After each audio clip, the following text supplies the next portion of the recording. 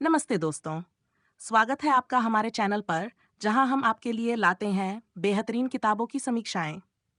आज हम जिस किताब के बारे में बात करने जा रहे हैं, उसका नाम है योर मनी और योर लाइफ, जिसे लिखा है विकी रॉबिन और जो डोमिंगेज ने। ये किताब आपके पैसे के साथ आपके रिश्ते को पूरी तरह से बदल सकती है। चलिए एक उदाहरण से शुरुआत करते हैं। कल्पना कीजिए कि आपके दोस्त राहुल का जीवन। राहुल एक सामान्य नौकरी करता है और महीने के अंत में हमेशा अपने खर्चों से परेशान रहता है।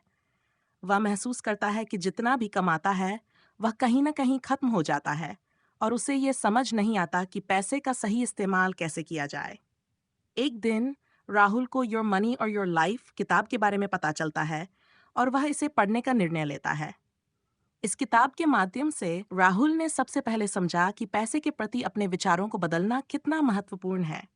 पहले वह पैसे को सिर्फ खर्च करने की वस्तु मानता था, लेकिन अब वह समझ गया है कि पैसे को एक साधन के रूप में देखना चाहिए, जिससे स्वतंत्रता और खुशी प्राप्त की जा सके।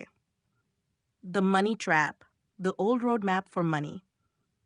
अगर आपको अपने पैसे और अपनी जिंदगी के बीच चुनना पड़े, तो आप जिंदगी को चुनेंगे, सही? इस सवाल का जवाब अधिकांश लोग जिंदगी कहेंगे, लेकिन असल में हम रोज अपने जीवन को पैसे के लिए सौंप देते हैं। हमारे काम और पैसे अक्सर हमारे जीवन को चला सकते हैं। हमें अपने पैसे और जीवन के रिश्ते को फिर से परिभाषित करने की आवश्यकता है, ताकि हम अपने मूल्यों और उद्देश्यों के साथ संरेखित रह सकें। Money ain't what it used to be and never was। Rahul ने सीखा कि वह अपनी जीवन ऊर्जा को पैसे में बदलता है।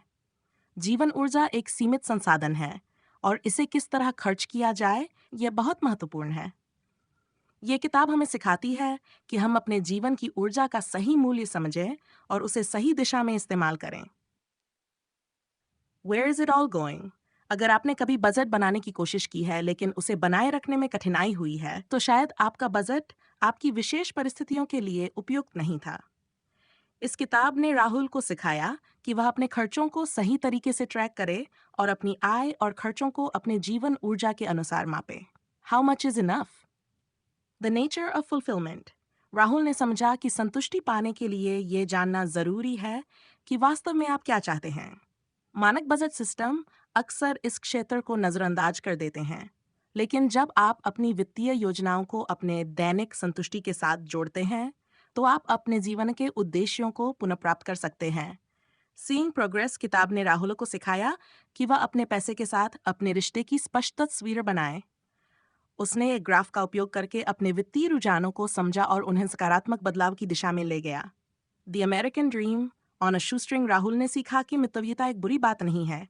ये आपके पैसे और जीवन दोनों पर सकारात्मक प्रभाव डाल सकता है। कम खर्च करके उसने न केवल अपने पैसे को बेहतर ढंग से प्रबंधित किया, बल्कि अपनी जीवन ऊर्जा का भी सही उपयोग किया। फॉर लव और money, valuing your life energy work and income.